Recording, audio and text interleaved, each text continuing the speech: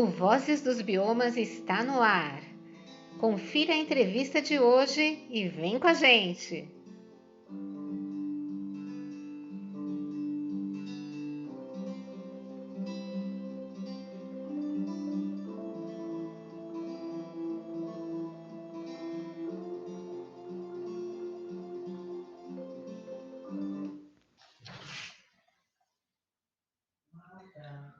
O Vozes dos Biomas traz nessa edição a valorização da riqueza hídrica sob o concreto urbano.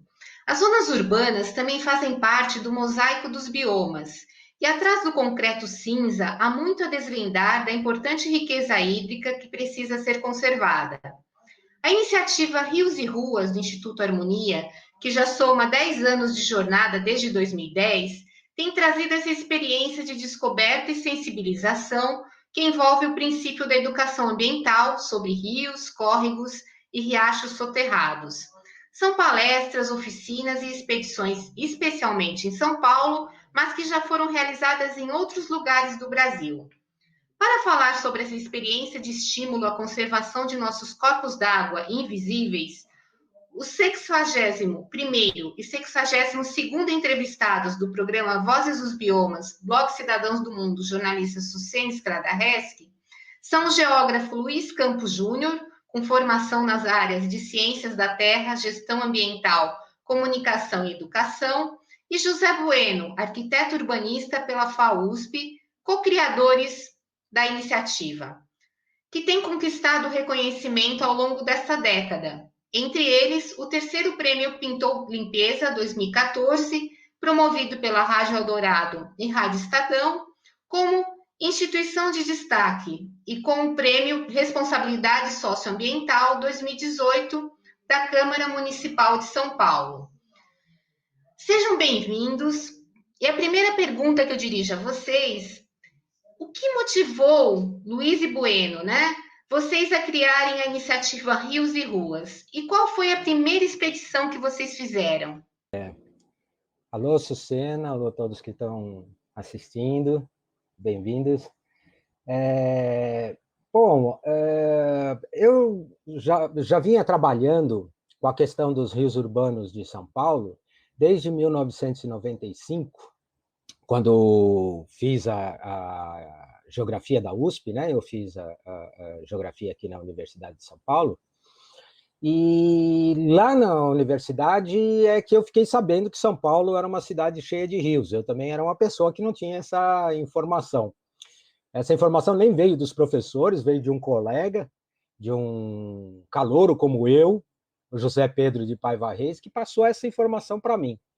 E eu fiquei muito interessado e fui com ele pesquisar essa história e tal. E desde aquela época, embora não tenha continuado com o José Pedro a fazer esse trabalho, eu comecei a pesquisar e não consegui mais sair dessa história.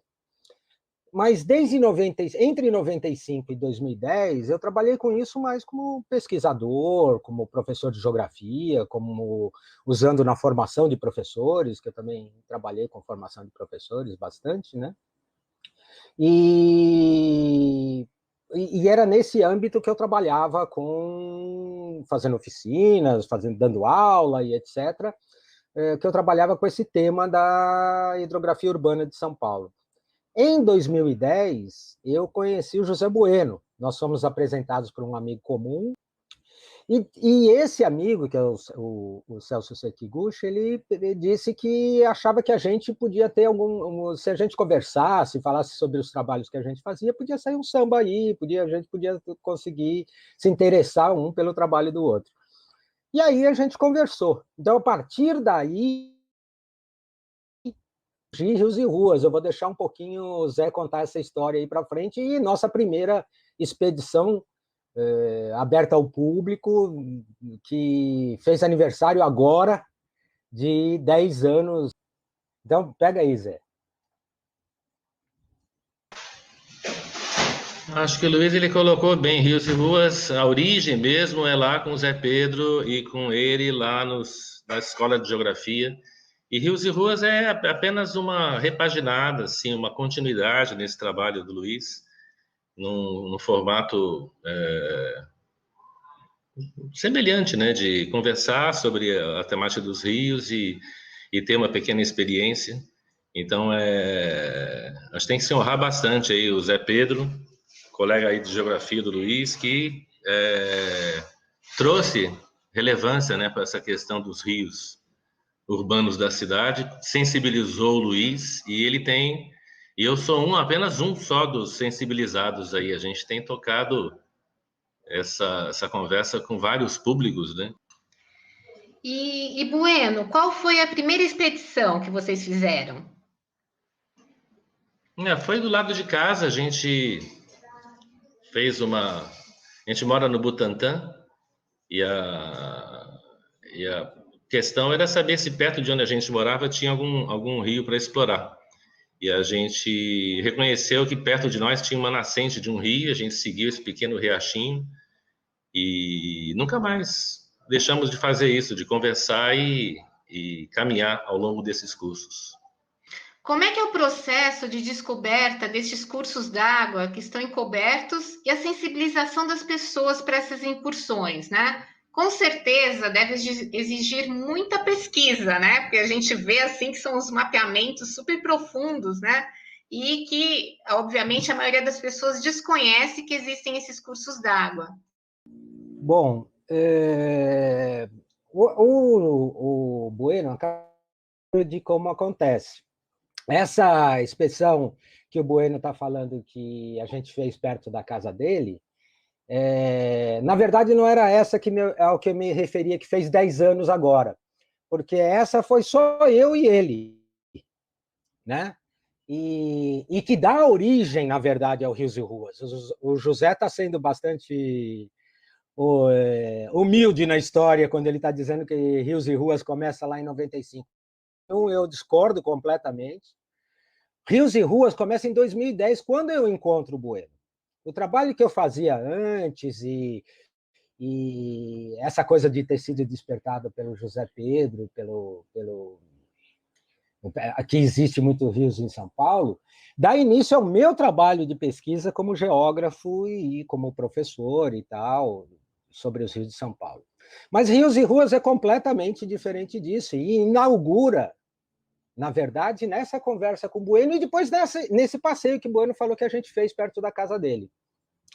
Porque o que acontece é que, quando aconteceu esse encontro, e pela expertise que o Bueno tinha com relação à forma que ele encarava a educação, a forma que ele trabalhava os conteúdos que ele vinha trabalhando há anos, há mais de 20 anos, aí, tanto como professor de Aikido, mestre de Aikido que ele já era, trazer o corpo e a experiência para a questão da informação de que existe rio. Eu falo que a cada 300 metros de distância de qualquer paulistano, em qualquer lugar da cidade, você pode encontrar um curso d'água, no máximo a 300 metros, 10 minutos de caminhada, você pode encontrar um curso d'água que não está visível na paisagem, né? Então vamos sair da sua casa, vamos sair da onde você mora, que eu não sabia na época onde era, que é lá no Butantã, nesse lugar que o Zé estava contando, e a gente sai da sua casa e vai e procura. E não deu 5 minutos, a gente achou o que depois, mais tarde, a gente veio denominar de nascentes do Iquiririm, né? Que eram umas nascentes de um pequeno afluente do Pirajussara-Mirim, que nem tinha nome nos mapas, né? E a partir dali, a gente seguiu o curso dessa água que nascia ali até sua foz. E isso dá origem ao Rios e Ruas, que é o que a gente fez no primeira expedição oferecida para o público em geral, que foi no Hub São Paulo, em 2011, em fevereiro de 2011, que acabou de completar 10 anos, e continua fazendo hoje, né? E quanto à questão dos mapeamentos, etc., isso é uma coisa... Então, esse primeiro passeio já mostrava isso, né? A gente tinha muito pouco elemento mapeado na cidade sobre os rios de São Paulo, naquele momento, em 2011. Não vou chamar de coincidência, mas por felicidade nossa, a prefeitura publica seu primeiro mapa mais completo da hidrografia de São Paulo em 2012, no ano seguinte, mas só em agosto de 2012. Em 2011, o trabalho que a gente fez entre 2010, quando a gente se conhece, e 2012, a gente não tinha esse mapa da prefeitura. Então, utilizava mapas antigos, mapas históricos, conversa com os moradores e tal, e riscava em cima do próprio, fazia impressões desses mapas ou de Google Maps, né, da área onde a gente ia, e riscava o curso que a gente ia encontrando em campo, né? Então, antes era muito mais difícil de fazer esse trabalho de mapeamento e tal, a gente tinha que fazer de uma maneira bem improvisada. Hoje em dia, a gente já tem mapas da cidade de São Paulo. Esse mapa que está aparecendo aí na tela, está aparecendo, Susana? Eu não sei se está aparecendo ou não, aparece aqui para mim. Tá, tudo que você vê aí tá aparecendo, tá? Tá. Esse mapa, por exemplo, é um croquis, ele não é exatamente o local do rio, mas é um croquis muito bem elaborado pelo professor Aziz Saber, no final da década de 40, começo de 50, isso é uma imagem da tese dele, né? E isso aí é a cidade de São Paulo. Essa bolinha vermelha que aparece, a grande parte desse mapa está no município de São Paulo. Aquela bolinha vermelha que aparece ali na frente é o centro da cidade de São Paulo. Eu marquei exatamente para a gente ter uma ideia. O mapa tem uma imagem de satélite também aí que encaixa direitinho nessa imagem. Essa. Então a bolinha está ali no centro de São Paulo e aquele outro mapa do professor Aziz Saber, a gente faz essa fusão. Então a gente tinha ideia de onde estavam os rios, etc., mas não tinha coisa muito. Hoje em dia, não. Hoje em dia a gente já tem mapa, já tem o GeoSampa, que é um mapa digital, né? Com vários layers e tal. Não sei se o Zé quer completar sobre essa sua questão aí, alguma coisa. E para vocês, assim, até chegar numa expedição, demora-se muito esse processo, né, de a metodologia também, né, de chegar às pessoas. Como é que é a intenção, né? Porque vocês fazem o levantamento, né, descobrem que existe o curso d'água e depois entra num aspecto de sensibilização. Então, não sei se o Bueno quer falar alguma coisa, né, com relação a esse contato, né, com as pessoas, como se dá esse processo, né, de sensibilização. Toda a sensibilização, Sucena, ela, na nossa percepção, né, dando seguimento aí à pesquisa e ao trabalho do Luiz já de tanto tempo, tem a ver com gerar uma experiência que emocione as pessoas.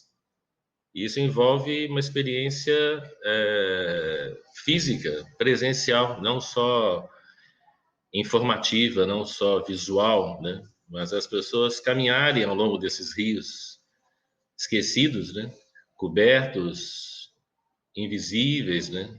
A gente faz uma transgressão, na verdade, no entendimento, porque nós somos educados a não ver e não saber e não conhecer esses rios, né? E a nossa transgressão é levar as pessoas a conhecer uma realidade que foi coberta. E mais do que com as palavras, com imagens, né?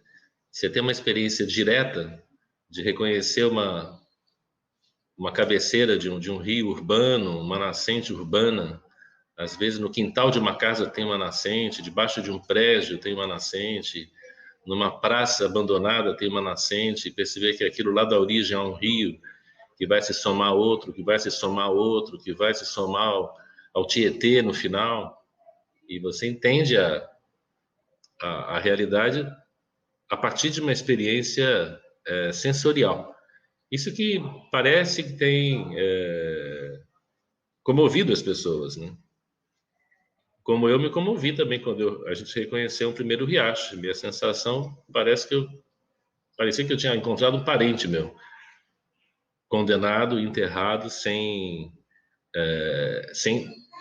defesa, sem possibilidade de se defender. Então, de certa forma, a gente procura dar voz a esses rios, né? Representar esses rios como entidades vivas da cidade, né?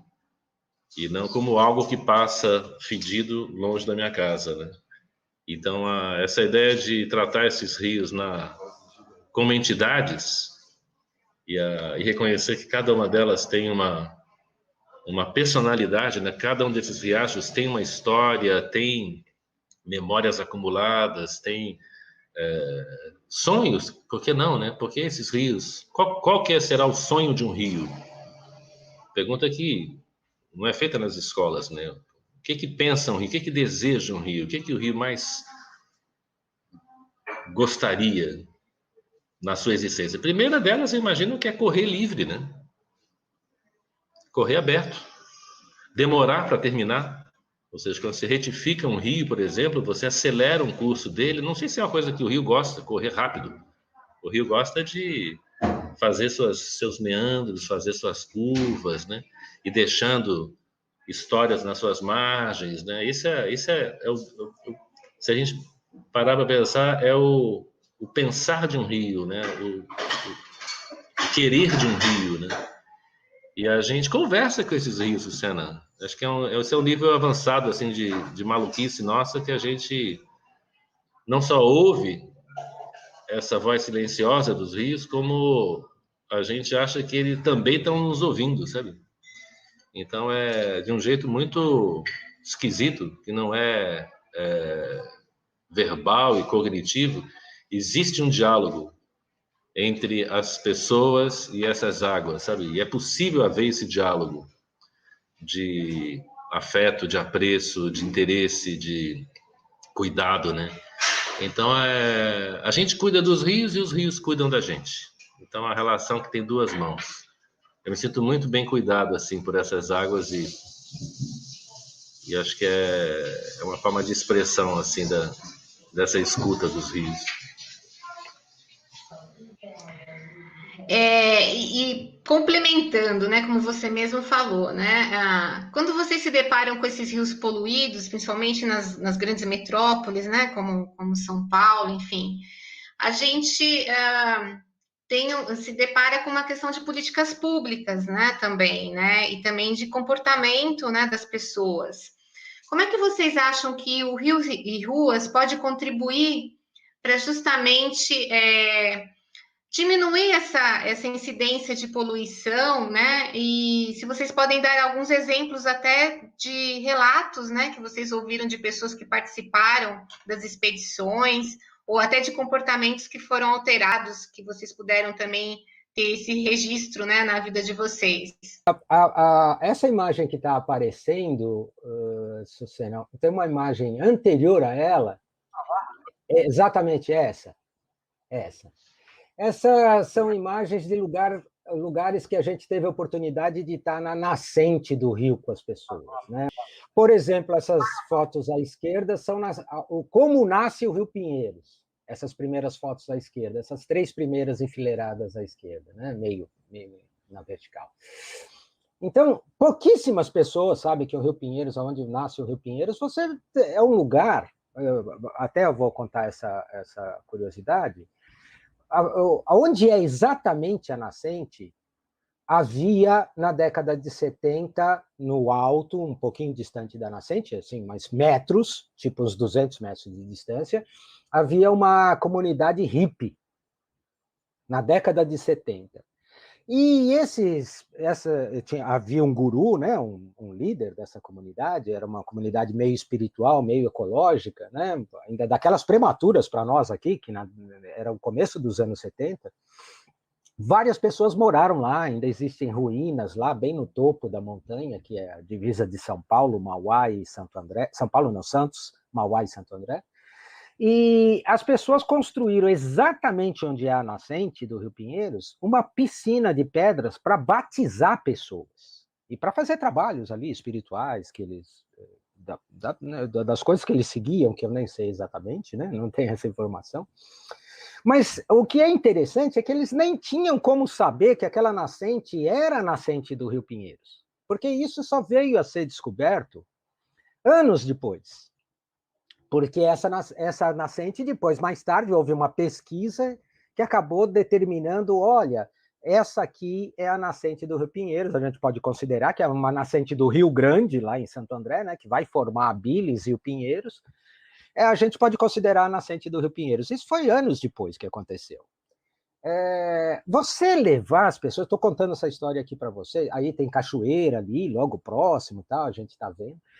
Você contar essa história para as pessoas terem contato com esse tipo de narrativa, que ninguém fala de rio quando está falando de poluição, quando está falando de cooperação ambiental, etc. Ninguém conta essas histórias. Você vai para o outro lado, uma coisa de educação ambiental muito mais pragmática, olha, não pode jogar lixo no chão, uma certa efetividade, mas essa experiência que a gente leva, que o Bueno estava dizendo, de emocionar as pessoas, de trazer as pessoas, de fazer com que ela coloque o corpo na experiência, ouvir essas histórias, ver a piscina de pedra onde o líder espiritual lá batizava as pessoas e tal, faz com que as pessoas tenham outra visão de meio ambiente. Ela imediatamente ali, você pediu para perguntar o que as pessoas reagem, como elas reagem na expedição, imediatamente ali naquela expedição, as pessoas começaram a pensar, nossa, mas ele nasce assim, por que ele vai virar aquele rio poluído, aquela água densa, escura que a gente vê em São Paulo? E isso a gente considera efetivo no trabalho de Rios e Ruas, que é fazer com que as pessoas reflitam por si próprias e comecem a questionar, pô, tem alguma coisa errada. O que é que eu estou fazendo de errado? O que é que nós, como sociedade, pode estar fazendo de errado para ter isso? Será que esse rio não pode ser limpo desse jeito lá na frente? Então, até pessoas engajadas na questão ambiental e na questão técnica, por exemplo, de saneamento, nessa expedição a gente tinha técnicos da Sabesp junto conosco. E eles mesmos se emocionaram e começaram a ver de uma maneira, eu nunca tinha pensado nisso, olha que coisa. Eu falei, pois é, o José trouxe uma coisa para o Rios e Ruas, que era a gente pegar água de nascente de rios, que era até um projeto, esqueci agora como Rio Postal, e trocar águas de nascentes de rios entre as pessoas. Ele pode até falar mais sobre isso, mas a partir disso eu levei a água de um rio que é afluente do Pinheiros para aquela nascente, nessa ideia do José, que é a água dos Avuvus. Essa aqui é a água da nascente dos Avuvus, para quem conhece ali na região de Santo Amaro. E eu levei para lá para jogar na água da nascente do Pinheiros e trouxe água da nascente do Pinheiros para jogar nos Avuvus. Água limpa, intercâmbio de água limpa, que era a ideia que o José lançou na rede até e tal, e que recebeu água de nascente de vários lugares do mundo, inclusive ele pode contar. Esse ato, as pessoas se emocionam. Aí nessas fotos tem a gente na nascente do Aricanduva. Quem vê o rio Aricanduva na Zona Leste não tem ideia de que ele nasce dessa maneira, da foto de baixo aí no meio, em que o José está pegando água da nascente do Aricanduva e no meio da mata. A gente também se emocionou. Zé, você quer falar um pouquinho sobre isso, sobre essa questão? Eu me alonguei, desculpe. Não, acho que é só essa percepção de que todos os rios urbanos da cidade, Pinheiros, Tietê, Aricanduva, Ipiranga, Água Preta, Sapateiro, Zavuvus, todos esses rios que a gente está habituado a chamá-los de poluídos, de esgotados, fedidos, né? Maltratados, que devem mesmo ser enterrados, todos esses rios nascem cristalinos. Não tem nenhum rio que nasce poluído. Não tem nenhum rio que nasce com mau cheiro.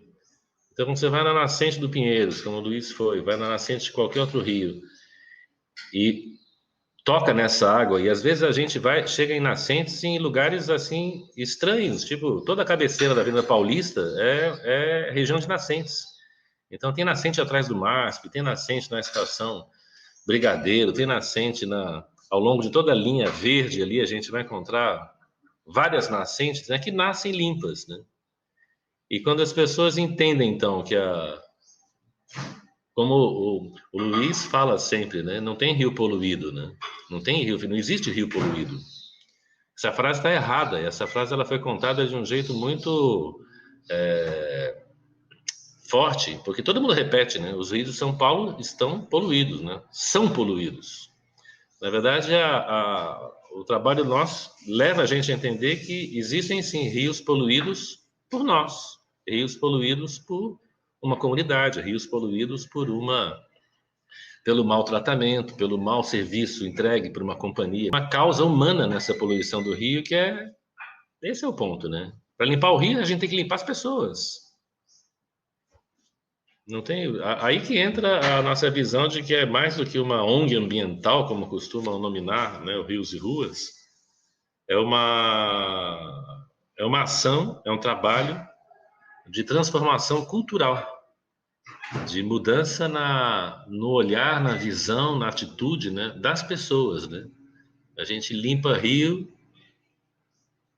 limpando o modo como as pessoas veem a cidade, como as pessoas veem os rios. E a gente tem certeza disso. Mais do que o trabalho, está tendo agora uma obra grande aqui do governo do estado para limpar o Rio Pinheiros. Ok, tem uma grande parte da necessidade, que é o trabalho de coleta, de tratamento, de atenção, né, à questão do saneamento na cidade.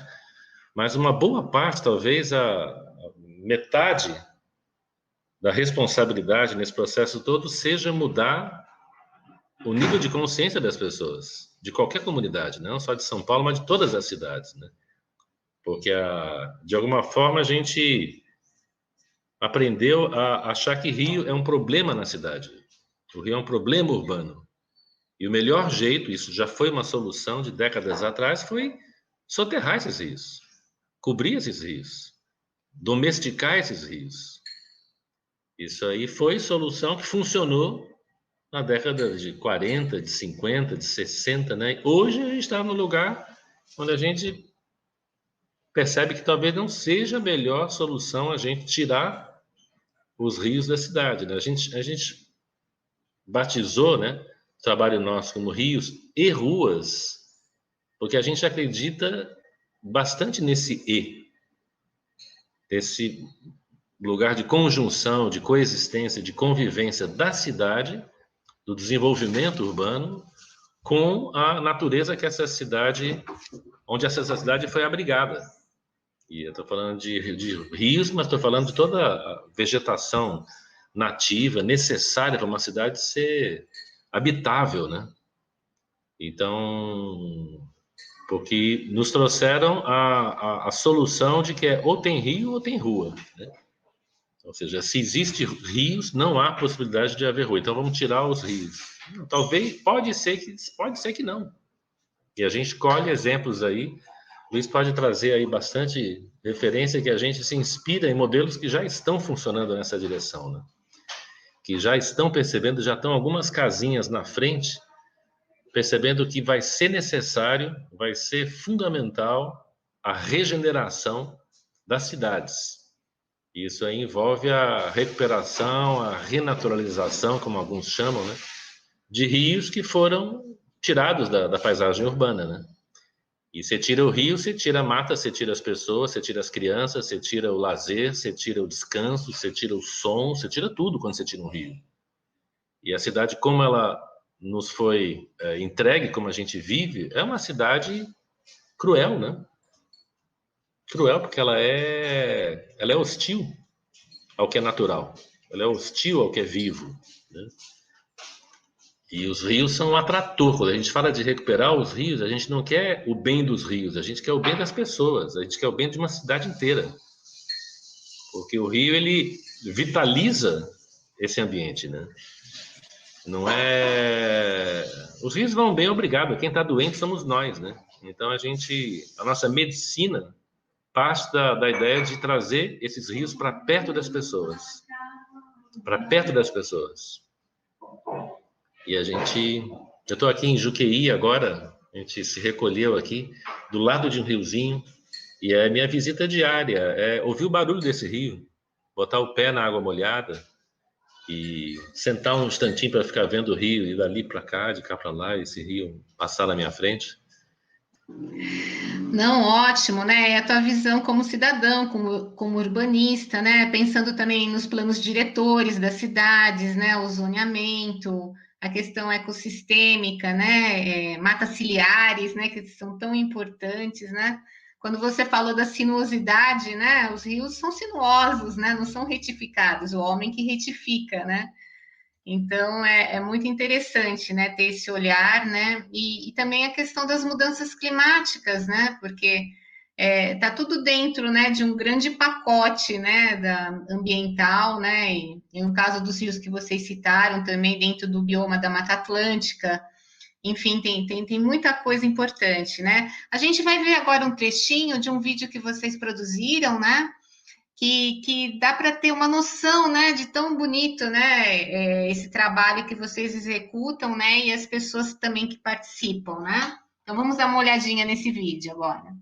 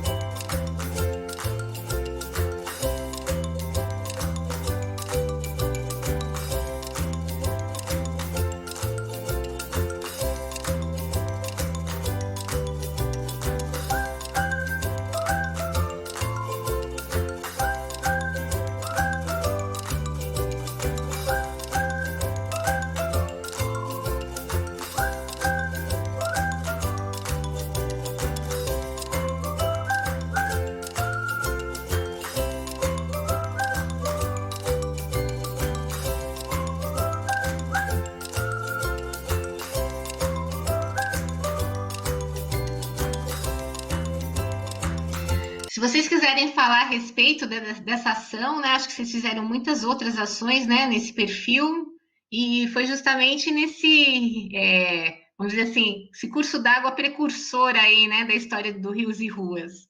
Isso em março agora, dia 22 de março, vai fazer 7 anos. Acho até que o Zé pode falar melhor essa história, porque quando a gente teve pela primeira vez nesse lugar, que foi essa nascente que a gente descobriu perto da casa do Zé, no primeiro passeio que fizemos só eu e ele juntos, que a gente chama de inaugural do Rios e Ruas, o Zé teve um bate-papo com esse rio aí, a hora que ele achou. Eu vou até deixar para ele falar. E a gente volta 4 anos depois, com todas essas pessoas, convidando todos os amigos que a gente tinha. Quem produziu esse vídeo não fomos nós, foi o pessoal da 2 e 2, o Marcelo, acho que foram eles, e a Andréia, mas um pessoal ligado lá à Praça da Nascente hoje, né? Lá a Praça Homero Silva, lá na Pompeia.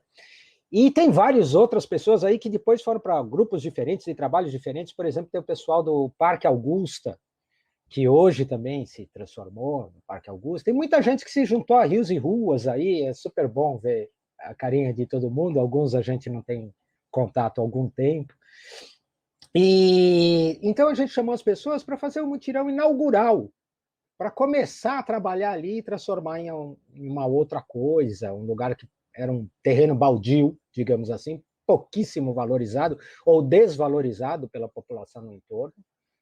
E a gente foi fazer esse trabalho lá com essa ideia de que, quem sabe, as pessoas podem pensar que esse lugar é um lugar diferente. E aconteceu. Depois a gente fez muitos outros mutirões, esse é o mutirão inaugural, em que veio muita gente, né, para conhecer o lugar e começar a trabalhar nele. E depois a gente fez muitos deles, e hoje a gente tem uma visão diferente desse lugar. Hoje as pessoas valorizam o que era antes um terreno baldio, que todo mundo queria que acimentasse e sumisse com aquilo de lá, como um lugar especial, um lugar onde nasce água limpa em São Paulo, no Butantã, etc. Mas eu vou deixar um pouquinho para o Zé falar sobre por que a gente volta nesse dia e por que ele é tão especial assim, em relação ao primeiro dia que a gente encontrou esse lugar. Eu não sei se eu tenho mais o que falar desse dia, não, que foi tão marcante, né? Acho que tem, vou trazer uma historinha ótima aqui, juntando a história lá do Luiz, lá nas nascentes do Pinheiros, da comunidade que estava lá cuidando da piscina, né? E agora esse trabalho aí de recuperação das nascentes, de envolvimento, né? Teve uma pessoa que, certa vez, ela se voltou para nós, para o Luiz e para mim, e falou o seguinte: eu sei exatamente quem vocês são, agora eu entendi o trabalho de vocês. E a gente ficou curioso para saber o que era então, né? Alguém que sacou, né, o que a gente faz, qual que é a visão Rios e Ruas, o que é o trabalho nosso. Ele disse que sabia, e era um camarada muito simples, muito simples. Ele olhou para a gente e falou: vocês são hippies profissionais. E essa história esses valores, né, da natureza, do hipismo, né, da década aí de 60, 70, talvez tenham sido atualizados, né, porque a gente mantém esses valores, só que num formato pragmático, num formato que deseja impactar sim políticas públicas, deseja mudar a cara da cidade, deseja elevar o padrão de consciência das pessoas de uma forma ativa, né?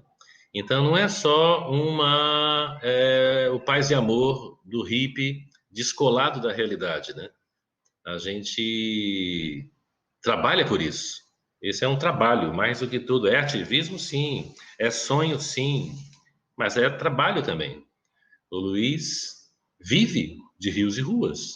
Ou seja, não sei... Eu tenho algumas outras fontes de receita, de outros trabalhos que eu faço, mas rios e ruas entre outras coisas, o que nos mantém vivos, o que paga nossas contas, né? Então, acho que essa síntese que eu importei, na verdade, de um outro contexto, cabe muito bem no Rios e Ruas, essa definição de que somos livres profissionais, que querem sim, que temos sim um desejo de uma entrega ao final dessa história, que eu não sei quando que vai ser, que a gente ter nossos rios livres, nossos rios limpos. Isso é necessário, isso é fundamental. A gente tem uma série de dívidas sociais aqui no nosso país, mas a gente priorizou essa questão de cuidarmos das águas. Então, chegando aí no dia 22 de março, Dia Mundial da Água, acho que a água merecia, não só um dia, mas merecia uma década inteira, um século inteiro, século mundial da água, devia ser, né? Porque sem água não tem vida. Simples. Simples. Há quem diga que Deus está disfarçado entre nós de água. Então, cuidar da água é central para a gente. Então, a gente vai apresentar agora mais um trechinho, né, do trabalho de vocês, que isso enriquece a fala, né, do que vocês estão passando para a gente, e aí o internauta vai poder acompanhar mais um pouquinho. Então, o que a gente está fazendo aqui é um trabalho de reencontro das pessoas com os rios, das pessoas com a cidade. A gente tem dito que a transformação, a mudança, ela é uma experiência física, uma experiência corporal, que passa pelo olhar, passa pelo ouvir, passa pelo cheirar, passa pelo tocar. E quando a gente quando a gente desacelera um pouquinho, como a gente está aqui, a gente começa a entrar nesse lugar onde torna-se possível ouvir. Vou pedir 1 minuto de silêncio, não porque alguém morreu, porque alguém está vivo. Que a gente dê 1 minuto para ver se esse rio entra no nosso corpo por aqui. Além do cachorro, a gente vai poder ouvir alguma coisa diferente. Fecha um pouquinho só.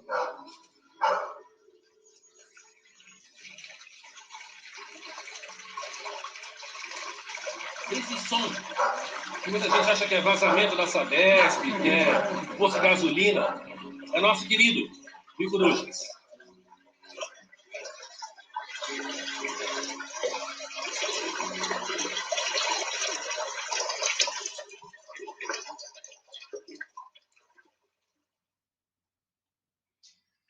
Bom, Bueno, aí você traz a questão até sensorial, né, para as pessoas, né, poderem estar, enfim, vivenciando, né? Você quer falar um pouquinho a respeito disso, né? É bem interessante.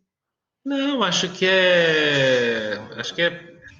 talvez a contribuição assim maior nesse trabalho do Luiz aí, de tantos anos tenha isso de ter trazido a importância do contato corporal, né, dos sentidos nessa história, né? E quando você junta conhecimento com experiência, parece que alguma coisa acontece no meio do peito aqui que emociona e mexe, né? Mexe, move alguma coisa, na verdade. E 2020 foi um ano muito duro para o Rios e Ruas, porque entre outras pessoas que foram abaladas, né, na área do comércio, dos negócios, e aí o trabalho nosso envolve aproximar pessoas, aglomerar pessoas em torno de uma causa comum, de um assunto que nos une, que é a cidade, é a convivência, são as águas, é o meio ambiente, é a saúde, e a gente faz isso essencialmente desde o começo do nosso trabalho juntos, aproximando pessoas, idosos e crianças, engenheiros e poetas, mulheres, gente da periferia, gente rica, industriais e educadores. A gente mistura as tintas e a gente criou uma metodologia que envolve essa aproximação do diverso, né? Pessoas de diferentes experiências, conhecimentos, expectativas, né? E a pandemia, ela congelou Rios e Ruas, né? A gente teve uma experiência interessante com o Museu de Arte Moderna no ano passado, que foi uma experiência híbrida, onde eu fiz uma expedição sozinho, de bicicleta, transmitindo esse curso de um rio, do Rio Sapateiro, de maneira remota. A gente brinca que a gente colocou mais 100 pessoas na garupa para fazer um passeio digital. Uma experiência única, surpreendente. A gente está aqui à disposição para formatar outras experiências nesse mesmo sentido, né? Misturando a experiência digital, remota, online, por plataformas como essa aqui, do StreamYard, do Zoom, do Teams, para continuar emocionando, continuar comovendo, continuar envolvendo, né? Mas, no geral, 2020 foi um ano de pausa, né? Eu até pensei em fazer com o Luiz uma série de lives para a gente gastar o ano nosso agradecendo as pessoas que construíram rios e ruas. Foram muitas pessoas. Você aqui está dando chance, Sucena, da gente poder agradecer a você, que é uma das pessoas que vitalizou Rios e Ruas, né? Que está hoje vitalizando e que já participou, assim, como jornalista, como mulher interessada na temática do meio ambiente. A gente tem muita gente para agradecer. Então, eu vou usar esse lugarzinho aqui. A gente queria fazer várias lives com todo mundo, né? Para poder agradecer, mas foi uma ideia que não vingou. Então, eu vou usar esse espaço aqui nosso para poder agradecer a todo mundo, né? Todo mundo, parceiros. A gente pode falar, você está botando aqui a página do Rio Descobertos. Esse pessoal do Estúdio Laborg, né? O pessoal que trabalha com arte multimídia, né? São incríveis parceiros, né? Que estão junto com a gente em várias ações onde eles trazem a tecnologia somada à sensibilidade para alcançar novos públicos, né? Então, obrigado desde já, Sucena, porque Rios e Ruas não sou eu e o Luiz, não são duas pessoas, são um monte de formiguinhas aí que estão tecendo, né, essa ideia de uma mudança cultural, para a gente voltar a olhar para os rios, desejá-los, trabalhar pelo bem-estar deles para o nosso bem-estar. Luiz, quer também falar alguma coisa a respeito?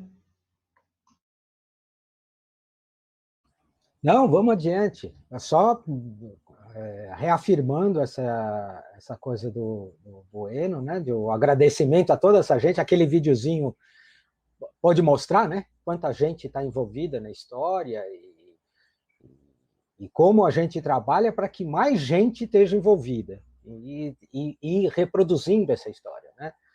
Então, só reforçando esse agradecimento aí, e se você puder colocar esse videozinho do Rios Descobertos aí, que a gente está vendo na tela aqui, vai mostrar como é importantíssimo ter outras pessoas com outras expertises, etc., que se juntem, né, a essa ideia que a gente tem de trazer os rios livres, os rios limpos, os rios descobertos novamente nas cidades do Brasil e do mundo, né? Mas mais especificamente quando a gente começou aqui em São Paulo e as cidades do Brasil. Bom, como vocês mesmos falaram, né, o Rios e Ruas desenvolveu em parceria com o Estúdio Laborg a exposição Rios Descobertos, exibida durante 2016 e 2017 no Sesc, na cidade de São Paulo. E também em outros municípios paulistas, né, houve a exposição em 2018. Então, a gente vai mostrar um trechinho, depois vocês podem acrescentar mais alguma coisa na fala de vocês.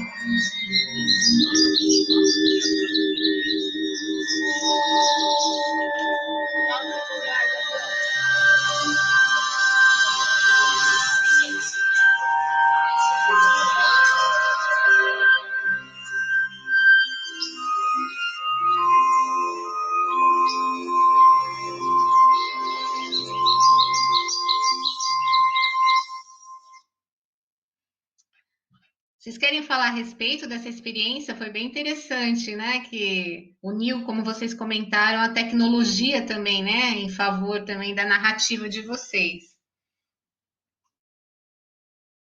A gente, quando vai às expedições e tal, fazer oficinas ou vai nas expedições, a gente mostra mapas, né?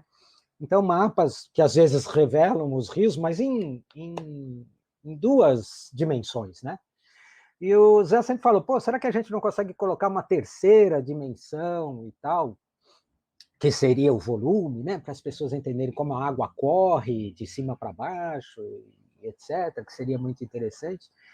E depois, mais tarde, ele começou a falar numa quarta dimensão, que era o tempo. Pô, se a gente conseguisse representar no tempo o Rio Tietê antes, o Rio Pinheiros antes de ser retificado, o Rio Tietê, e depois retificado, etc. Só passando a palavra ao Zé, eu vou dizer que o Laborg possibilitou foi isso. A gente colocar mais duas dimensões no trabalho do Rios e Ruas, quando eles trouxeram a possibilidade de a gente colocar a terceira dimensão e a quarta, o tempo, numa narrativa, numa contação de história, mostrar uma realidade que é oculta a a maioria das pessoas. Zé, se quiser. Acho que vou falar duas coisas aqui. Acho que tem a ver com essa história de parceiros, né, que agregam, que acrescentam, né, e dentro dessas parcerias, especialmente depois de um ano aí de distanciamento, de pandemia, enfim, que é um parceiro que não vai ter mais volta, que é a tecnologia. Então, acho que além das experiências presenciais nossas, a gente passou um ano aí refletindo sobre como Rios e Ruas vai seguir o barco, né, de fato abrigando essa ferramenta para a gente poder, de maneira remota, de maneira virtual, né, seguir nosso trabalho, imaginando que a gente nunca mais vá, de repente, poder fazer uma experiência de aglomeração. O que seria, né? A gente seguir o trabalho, a gente não morrer, mas a gente seguir usando essa... Porque o trabalho nosso, a segunda coisa que eu queria falar, não é apenas de memória, né? De passado. Eu acho que a gente se baseia bastante na história desses rios, na cartografia, na lembrança, né, do que foi a nossa cidade, do que eram as nossas cidades, né? Mas a parte importante desse trabalho nosso tem a ver com futuro, né? Ou que cidade a gente vai deixar para frente, né? Que a gente quer daqui a 5, 10, 20, 30, 50 anos, né? E eu acho que esse futuro imediato, a gente imagina que a tecnologia pode ser uma grande aliada, né? Para a gente, se a gente quer sensibilizar e conscientizar e emocionar pessoas, a gente vai precisar usar desse recurso, que é, por exemplo, uma conversa dessas nossas aqui, ela poder ser eternizada numa plataforma aí contigo, Sucena, mais pessoas poderem ver, poderem saber, poderem despertar para possibilidades nos seus territórios. De repente, alguém que está lá em Tocantins, alguém que está lá em Mossoró, fala, nossa, acho que aqui a gente tem um problema também de esquecimento, de futuro pobre com relação às cidades. Então, é ainda uma pergunta, né? Como a gente vai seguir adiante, né? Impactando e gerando, como você própria falou, né? Mudanças consistentes nos planos diretores das cidades, nas políticas de Estado, nas políticas de município, nas políticas nacionais, né? Para que a gente, de uma vez por todas, a gente muda a relação com aquilo que é permanente, aquilo que é vivo, né? Porque eles ficam aí, os rios, né? A gente está de passagem. Os rios ficarão para contar a nossa história. Então, quem chegar na beira de um rio daqui a 30 anos vai entender o que a gente fez hoje. Como a gente está entendendo o que foi feito há 50 anos atrás, a gente está vivendo hoje essa consequência, né? Então, a cidade que a gente recebeu foi sonhada. A cidade que existirá daqui a 20, 30, 50 anos deve estar sendo sonhada agora. Deve estar sendo criada agora, né? Acho que é isso então, Sucena. Estamos aqui, acho que já, nossa, quase uma hora já de prosa, hein? Vamos ali, o Luiz fala pra caramba. A gente está chegando nos momentos finais, mas o bate-papo está muito bom, né? Instrutivo, Sucena, posso... né? Desculpa te interromper. Eu que lembrei uma coisa nessa fala do Bueno, que eu acho importantíssimo a gente divulgar. Porque é um dos poucos trabalhos que a gente fez também esse ano, por causa da pandemia, que foi um trabalho, fruto desse primeiro trabalho que o Zé falou, que a gente fez com o MAN, que foi essa expedição mista, presencial e online, em que ele estava em campo com a bicicleta e a câmerazinha mostrando para todo mundo, e eu em casa com os mapas e as pessoas assistindo pelo Zoom. Fruto disso, a gente foi convidado pelo MAN para fazer um audioguia das águas do Ibirapuera. E a gente fez, de novo com parceria do Laborg, a gente chamou eles para esse trabalho, e está no ar, no canal oficial do MAN no YouTube, chama MAN Oficial, se der um Google aí, acha. E chama Águas do Ibirapuera. Então, são 4 trilhas para se ouvir em 4 pontos do parque específicos. Na verdade, você pode ouvir em qualquer lugar, lógico, né? Não tem essa necessidade de estar no parque. Elas foram pensadas para estar naqueles pontos. Então, se as pessoas tiverem a oportunidade de ir naqueles pontos e ouvirem lá, estarão fazendo o trabalho que a gente imaginou completo. Se não, podem ouvir, mas está lá no canal do MAN, chama Águas do Ibirapuera, e tem a ver com isso que o Zé estava falando, da questão tecnológica, né? De como que... Porque aí a gente é capaz de atingir muita gente conversar com muita gente. Eu e o Zé narramos essas trilhas, que foram gravadas. Também tem o roteiro, quem nos ajudou foi o Denis Russo, também escreveu o roteiro. Então, tem muita gente sempre trabalhando, né? O pessoal do estúdio e tal. Mas é uma oportunidade de a gente fazer talvez uma expedição, digamos assim, pelo Ibirapuera, pelas águas do Ibirapuera, com milhares e milhares de pessoas, porque cada um que fizer ali ouvir as trilhas será alguém que está nos acompanhando numa expedição dessa. Desculpa interromper aí já o finalzinho. Não, imagina, ótimo, né? Porque essa é a novidade, né? Que aí o pessoal vai poder estar assistindo na íntegra, né? No canal do MAN, como também no site de vocês, né? No Rios e Ruas, tem as mídias sociais, né? YouTube, Facebook, para poder conhecer melhor o trabalho. Como a gente está chegando aos momentos finais, eu gostaria que vocês fizessem suas considerações, né? E de antemão já agradeço a participação de vocês, né? Nessa narrativa da história aí de uma década, né, do Rios e Ruas, que é uma contribuição muito importante, não só para o bioma da Mata Atlântica, mas todo o modelo que vocês imprimem, né, é importante para qualquer um dos biomas brasileiros, né? Bom, primeiro agradecer, Sucena, o convite. É sempre muito importante a gente ter essa possibilidade de ter mais contato com mais pessoas, poder divulgar a nossa maneira de ver e trabalhar. E eu queria falar, assim, para encerrar, queria falar uma coisa sobre essa questão do bioma da Mata Atlântica e tal. Tem um discurso que fala sobre a destruição, né? Sobre como a gente destruiu vários biomas, em como a gente impacta e acaba reduzindo esses biomas a uma fração do que eles eram naturalmente antes da chegada dos colonizadores, e assim, no caso do Brasil, etc. O impacto que a gente causa a eles, sem ter muita noção de que, na verdade, nós não estamos causando impacto ao bioma no fim da história. Nós estamos causando impacto a nós. Quando a gente está destruindo um bioma, a gente não está eliminando, estamos eliminando, sei lá, como foi falado de maneira pejorativa, até, esse pessoal defende o mico-leão dourado, só para usar um exemplo. Então, não está preocupado com as pessoas na favela, com a educação, etc. Não, essa é uma maneira muito simplista e pouco inteligente de entender que, quando está falando de impacto ambiental, está falando de impacto na vida das pessoas.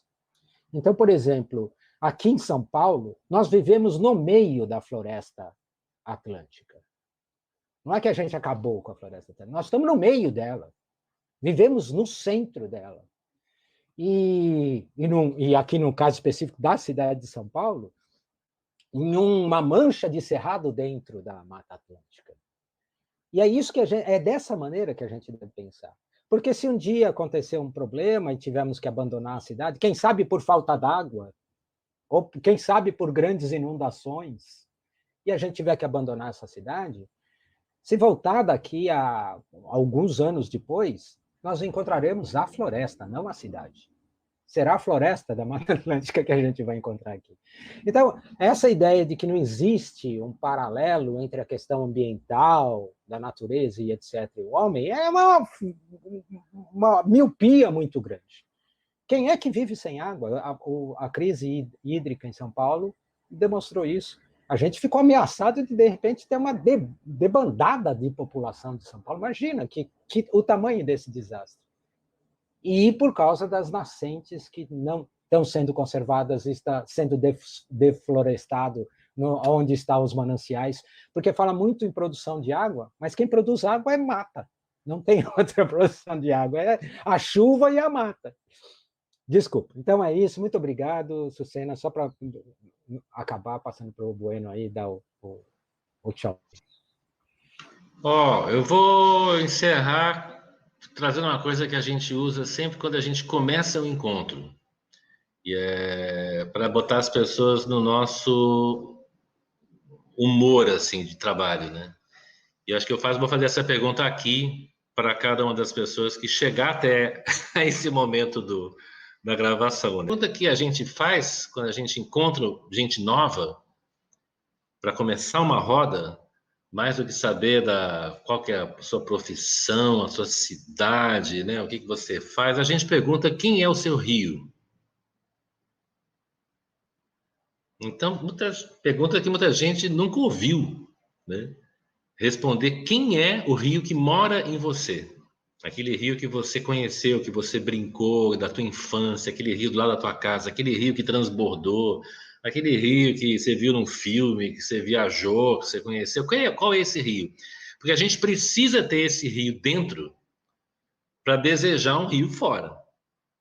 A gente, às vezes, encontra pessoas de comunidades vulneráveis, né, crianças, e é chocante a gente perguntar para um universo de crianças de 10, 12 anos quem é seu rio. As crianças não têm rio.